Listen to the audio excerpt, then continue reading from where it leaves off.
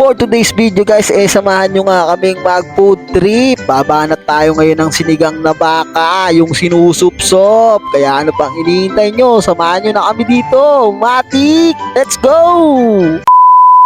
Welcome guys dito sa munting tahanan namin. Medyo nagkakagulo nga kami dito dahil umuwi si Boss PA at si Boss Cathy. Matik! At ayan nga pala si Bria, napakaputi. Sa akin nga pala nagmana ng kaputian yan. Matik! Dito busy na nga sila sa pagpapakulo, pagpapalambot ng baka. Tingnan nyo naman, busy sila kuya at ate dito. At ayan na nga yung binili ko kanina na kangkong. Grabe, naparami yung bili ko dahil puno na yung lagay. Ayan, ay meron pang hindi naimay, matik. Habang busy nga sila sa pupudripin natin, nalagaan at nilaro ko muna dito yung bunso ko. Grabe, napakakulit niya. Napakaputi pa, kuha yung kulay ko, matik. Eto nga pala yung pamangking ko na si Baymax. Baymax, kaway-kaway ka naman dyan. Bla bla bla bla, matik. Habang inihintay nga nating kumulo at maluto ang ating pupudripin, ituturo ko muna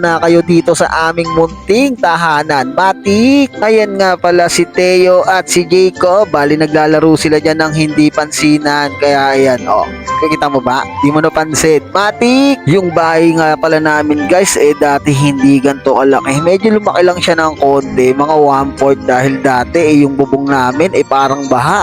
Dahil hanggang dibdib mo lang talaga. Pagpapasok ka talagang kailangan mong yumuko dahil mauuntog ka talaga sa bubong. Matik! Bali na unti-unti nga lang pataasin ng mama at papa ko itong bahay namin dahil dati talaga napakababa talaga ng bubong namin. Halos talaga mauuntog ka sa bubong pagka hindi ka yumuko. Bunga nga pala ng pag-abroad ang pinangpagawa ng bahay namin dito. Kaya ayan, yung mga apo nila medyo maganda na yung nakitang bahay dito dahil talagang napakababa ng bahay namin. Maraming salamat sa pagtsatsaga nyo, Mapa. Thank you, Matik. Dito tuwan-tuwa nga si Bria at napapamini-miss you pa siya dahil nung huling punta niya dito hindi pa naka-tiles. Yung gabay ng hagdan kitang-kita niya naman. Sarap na sarap si Lucas. Dinidilaan pa. Ano ka ba, bata ka, Matik? Dito bumaba na rin si Pilsen galing sa taas dahil narinig niyang nagmi-mini-miss you si Bria. Hindi daw siya papatalo. Ala sige, Kembote, Pilsen, mini-miss you, Matik. Dito sinilip ko nga yung niluluto ni ate at ni kuya. Grabe, napakatagal talagang maluto. Tignan nyo naman kasi napakalaki ng kaldero. Matik, daming kanin yan. Matik. Dito guys, nagbi-meeting nga sila kung ano bang lasa ng niluluto ni kuya at kung maluluto ba yung napakaraming sinaing ni ate. At ayan pa, nagtaip pa si ate. Kala mo na raid, Matik.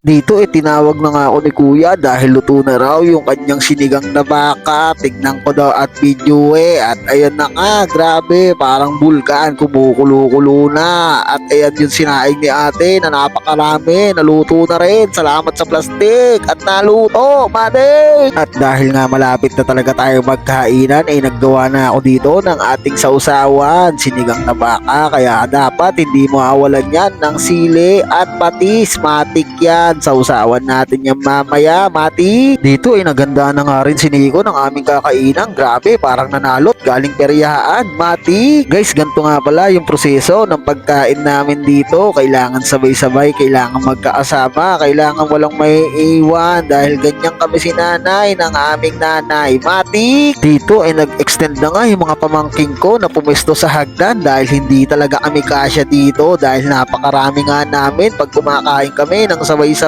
Ang sarap talaga kasi kumain pag ganito kayo karami. Kahit kukunti lang yung pagkain, basta sama-sama, Matik yan. Napakasarap. Napakasarap sa piling, Matik. Kaya yung mga kakain dyan na mag-isa lang, subukan yung kumain ng may kasabay para ma-feel nyo naman yung pagkain ng may kasabay. Kung wala kayong kasama sa bahay, yung mga makakasalubong sa kalsada, yayain nyo at kumain kayo ng sabay, Matik. Dito titikman ko nga yung part ng masarap daw sa buto-buto ng baka. suka at pagtaktak ko nga talagang humiwalay na agad yung laman ng buto na yan. At ayan, nilagyan ko na ng patis para lumabas talaga yung lasa niya. At ayan, tikman na natin. Ayan, subo matike.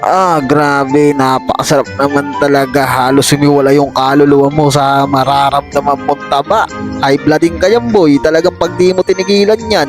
Maraming salamat nga pala guys sa mga nag-share, nagla-like at nagko-comment sa video natin. Napakalaking tulong po ng mga ginagawa nyong ganon. Sana po huwag kayong magsawa sa panonood sa atin. Maraming salamat po sa inyo. Please like, follow and share na lang ng page natin. Salamat, Matik!